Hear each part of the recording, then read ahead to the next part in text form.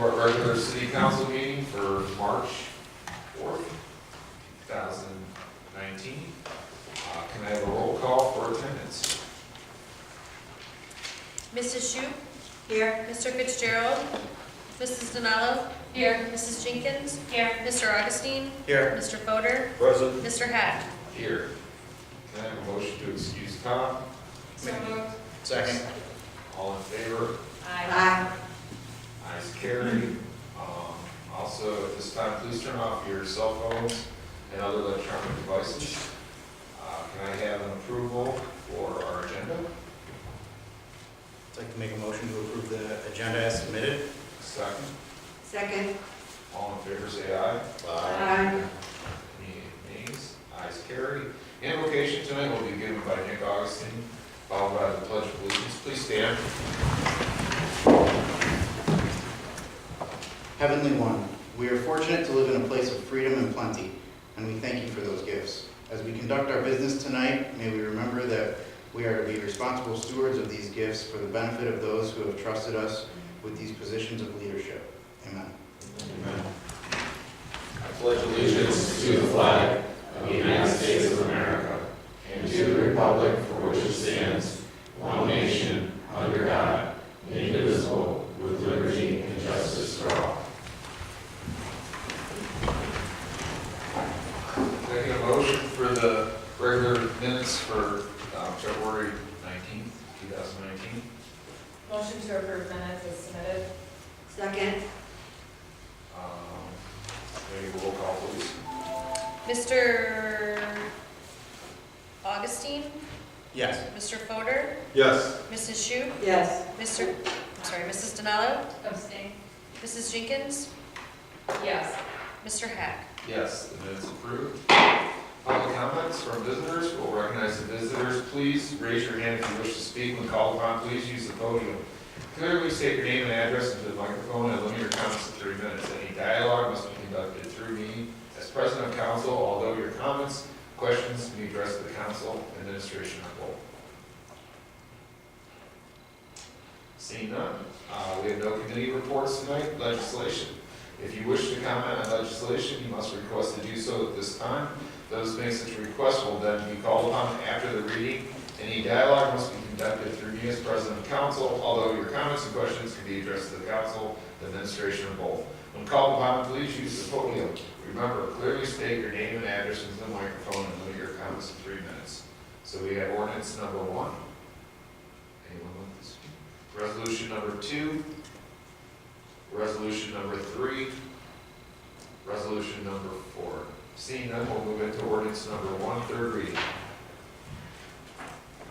An ordinance amending section 1143.07 of the Painesville Code of 1998 relating to conditional use permit requirements for in and declaring an emergency. Good evening. This is the third reading on this proposed ordinance change. The ordinance modifies the section of the code relating to our inns and the annual review and the requirement that the certificate of compliance be renewed annually.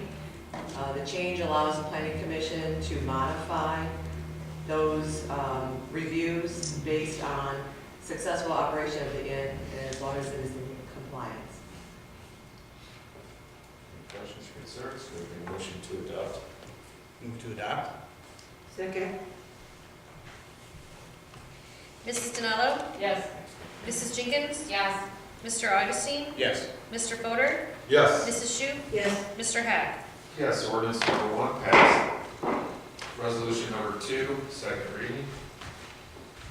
A resolution authorizing and directing the city manager to advertise for bids and enter into a contract including any and all ensuing change orders with the lowest and best bidder for the Pine Hill Waterline construction and declaring an emergency.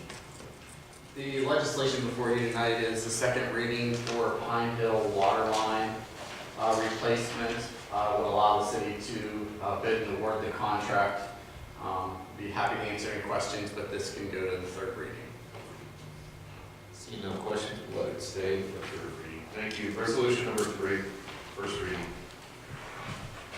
A resolution authorizing and directing the city manager to advertise for bids and enter into a contract including any and all ensuing change orders with the lowest and best bidder for the asphalt resurfacing of Cedar Brook Drive and Bank Street, and declaring an emergency.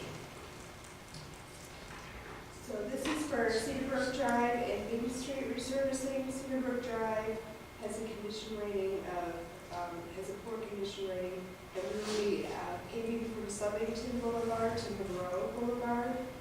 And Bank Street also has a poor condition rating, and it will be from State Street, from the 5 Points intersection to East Walnut, State Route 84. Ms. Kitty, over to you, please. Hey, great, we'll let it go into the second reading. Thank you. Resolution number 4, first reading. Resolution authorizing and directing the city manager to enter into a property management agreement with the Lake Metro Parks for the development and management of parcels 15D021F000200 and 15D021F000120, owned by the city of Painesville. The legislation being proposed would allow the city manager to enter into an agreement with Lake Metro Parks to manage 2 parcels of property. We'll give you a brief overview here. I'm sorry, I thought I drafted this. I guess those parcels don't belong.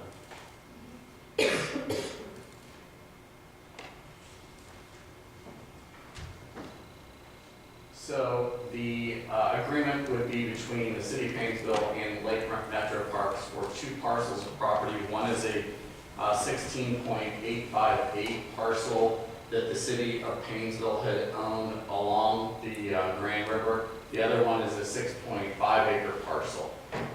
The reason that we were looking to enter into the agreement with Lake Metro Parks was, as council may remember, the 6.51 acre parcel was donated to us by the Lake County Land Reutilization Corporation so that we could increase the overall acreage to make the park bigger and also enter into a joint venture with Lake Metro Parks to maintain the property that is currently owned by the city, as I said, along the Grand River.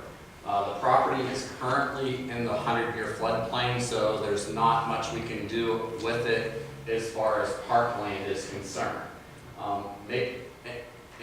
And basically, with it being in the floodplain, Lake Metro Parks can provide better management of the property, such as operations, maintenance, and natural resource management, which, as long as I have been here, we have not done on that specific piece of property. So that's why we're looking to enter into the agreement. As I mentioned, the 2 parcels outlined in red are the parcels that would be managed by Lake Metro Parks. If you look across the yellow section, or the area that's circled in yellow, is also owned by Lake Metro Parks on the other side of the river. So in addition to managing the 23 plus acres on the city of Painesville side, they also have an area where they manage in Fairport. Was that North St. Clair Bridge?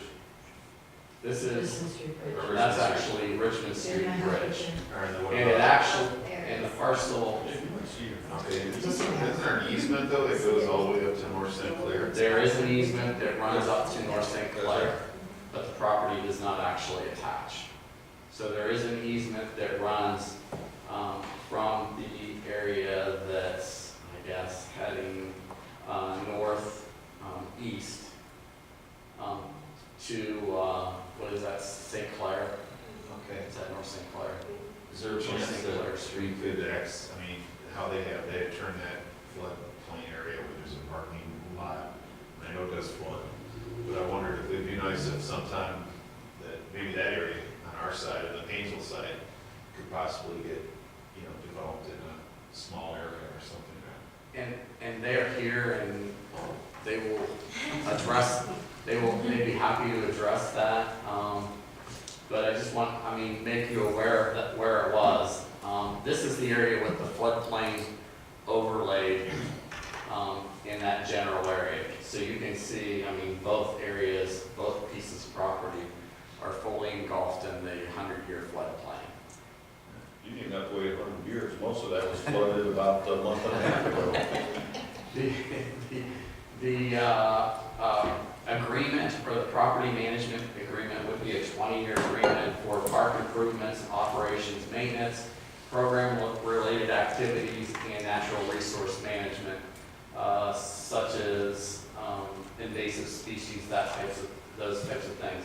Those would be, the ones that I highlighted would be the main functions that Lake Metro Parks would be looking at, that they can talk a little bit more to that. As far as the operation, it would be managed in a way that it would be consistent with their other parks, so park hours, things of that nature would all be consistent. It would be patrolled by Lake Metro Parks. They have a security force where they would patrol it as well. So as far as operations, any maintenance that would be done to the area, and then more or less, like I said, the invasive species, maybe light in that area as far as managing the property.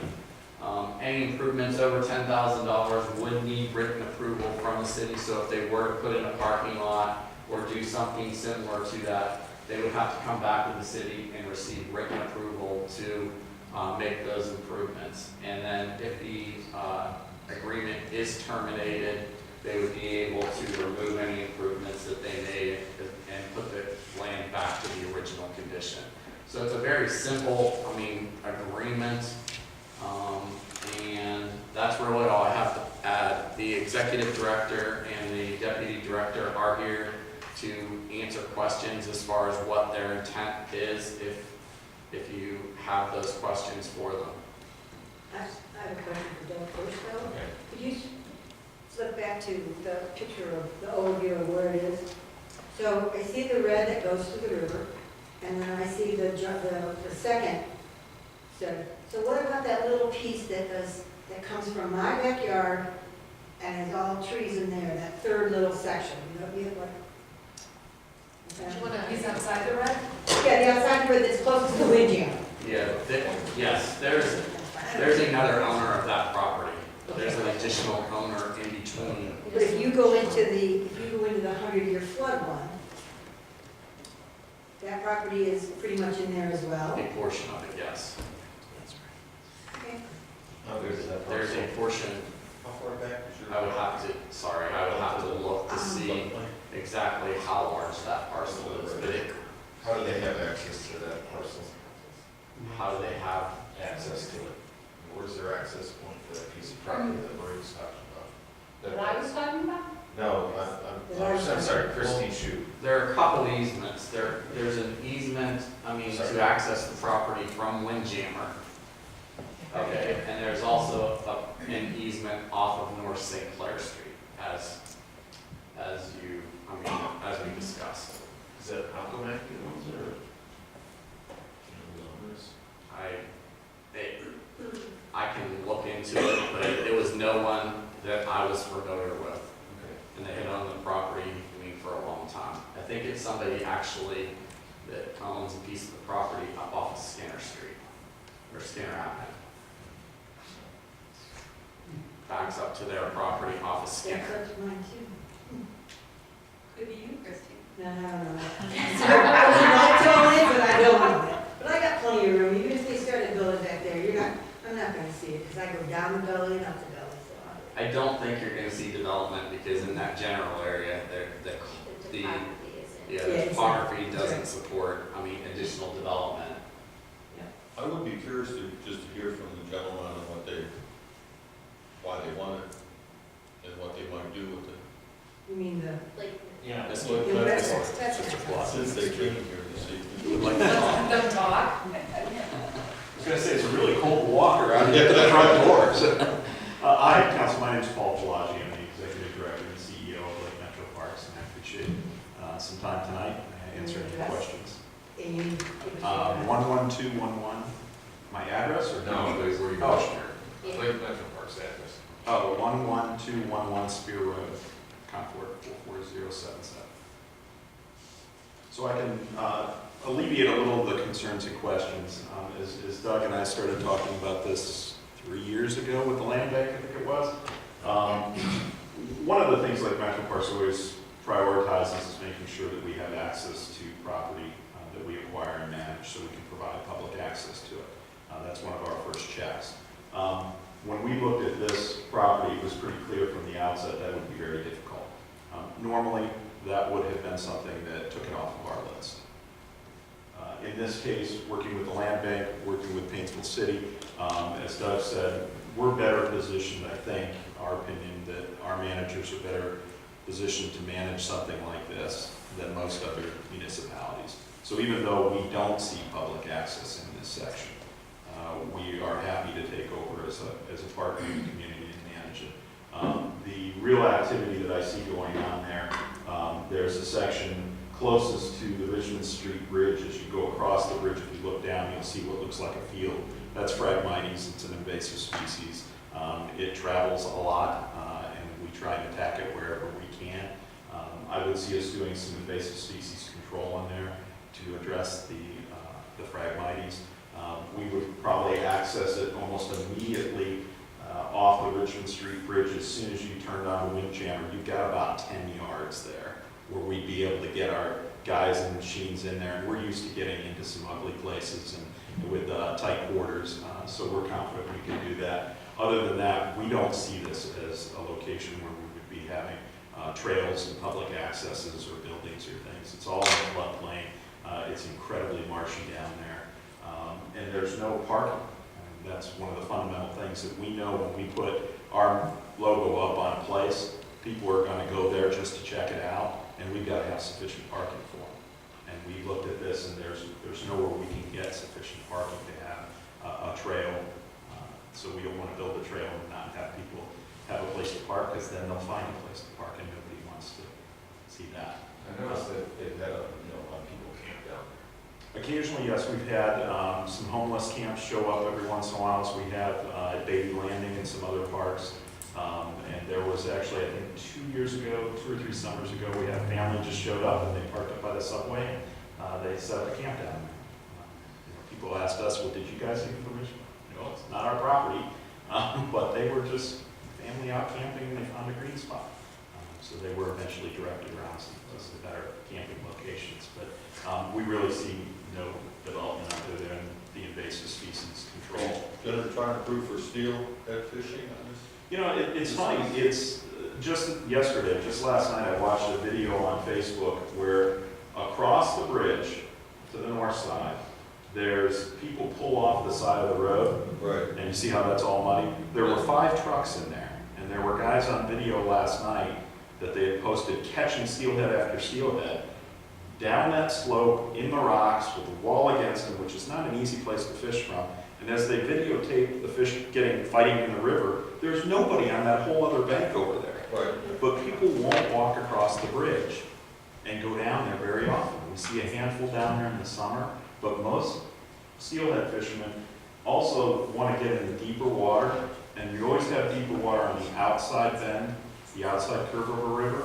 So the deeper water is going to be along the Richmond Street side. It's going to be shallower and muddier on the inside of the curve.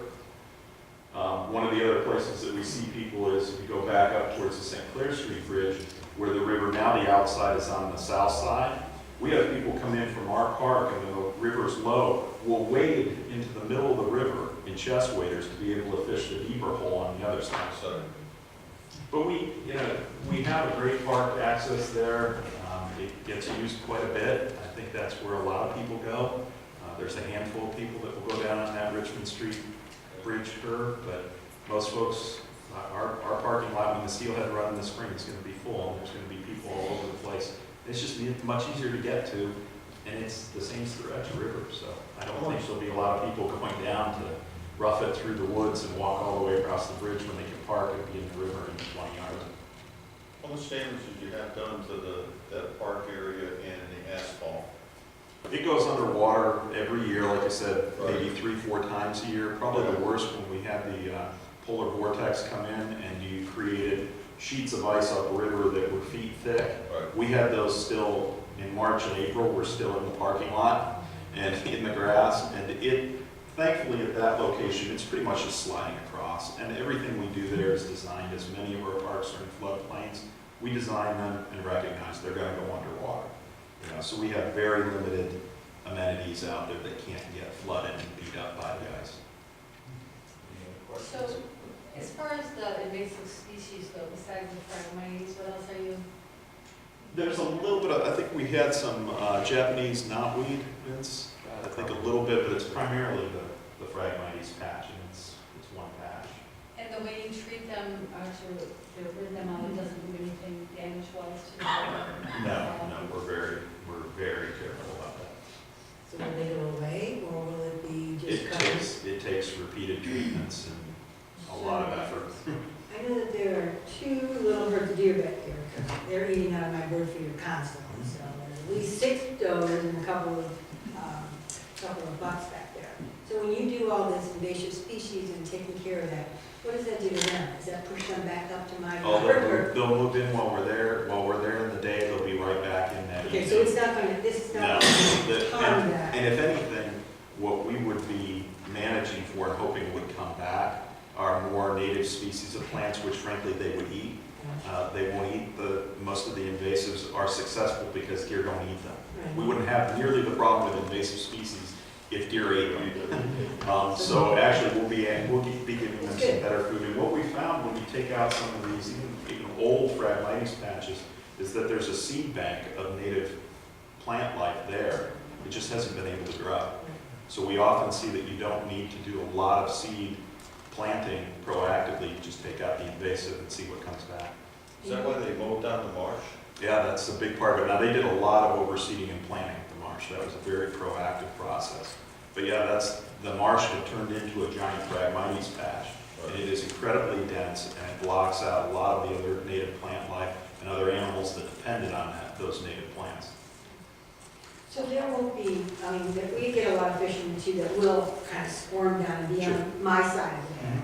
So that they won't be stopped from being able to do that. I mean, No. it'll just be at your own risk. Right, and we just don't encourage it And to. will there be trash cans and things? Because that's one of the things that we see all the time. No, because the moment Not we gonna put pick 'em anything, up? the moment we put anything out, you're gonna attract people I to it. see. Our intention is just to leave it as it is, Mhm. not sign it, not put up anything. We go in, we manage, we get out, and usually when we go in and manage and get out, things will grow right back very quickly. We'll be very careful not to leave a big mark when we go in. Again, we're happy with it just looking like it is now and being quiet.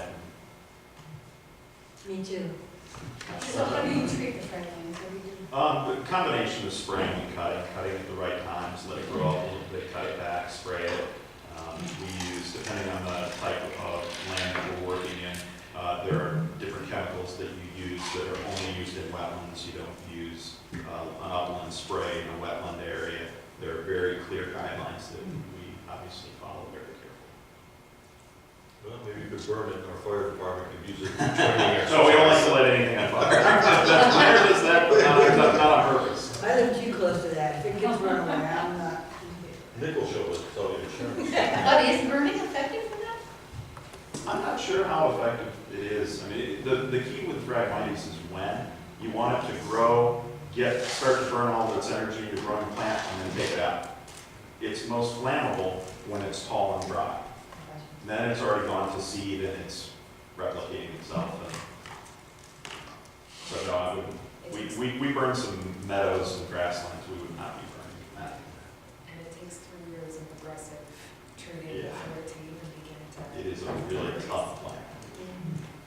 Cool. I think we could do this on first reading, unless you guys feel the Do you see the need to? just Is there a hurry to get this done? Sure. All right. Motion to, suspend. Second. Anything else?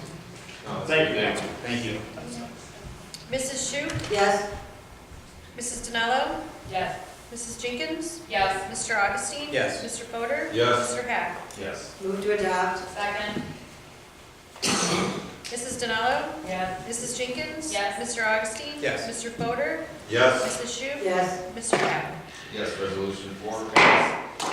We have no unfinished business. We have no new business. We have no department presentations. Law Director.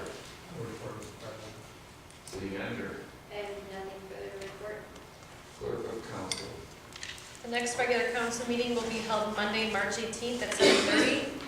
Recreation is holding a March Madness Skills Challenge on March 30th for boys and girls ages 5 to 12 at Lake Erie College Jerome T.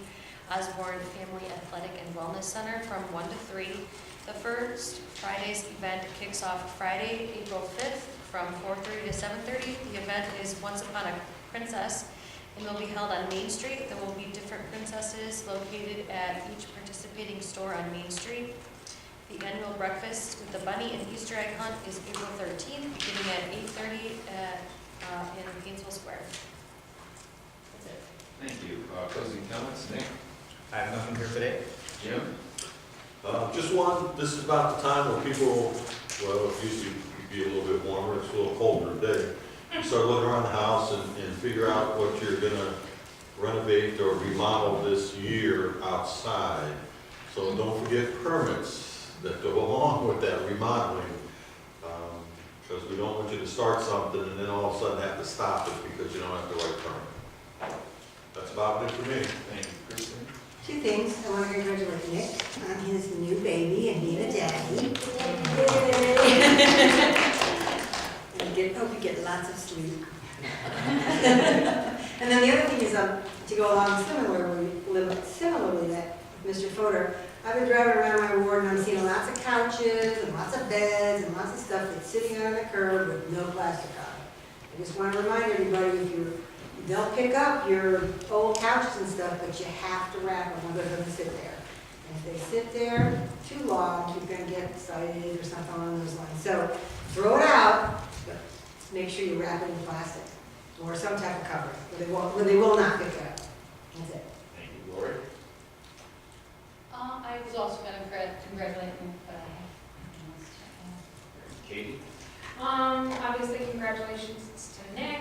If anybody's looking for something fun to do this weekend, is Harvey High School's spring musical, Friday, Saturday, and Sunday, and I believe they also have matinee showing on Sunday. So they should check that out. Otherwise, that is it for me. What's the play? Oh gosh, I knew you were gonna ask that. Not the Little Prince. It's the princess, something about the princess. My brain is not working right now. Oh, is that it? That's it. Thank you. I just want to congratulate the Red Raiders basketball team on making it to the second round. Unfortunately, they lost to Geneva. And at this motion, can I get to move to executive session, motion for executive I'll make a session? motion to move to executive session being held in accordance with Article 2, Section 6.3, to discuss pending or potential litigation involving the city. Second? Roll. Mr. Augustine? Yes. Mr. Fodor? Yes. Mrs. Shute? Yes. Mrs. Denalo? yes. Mrs. Jenkins? Yes. Mr. Hack? Yes. Move over to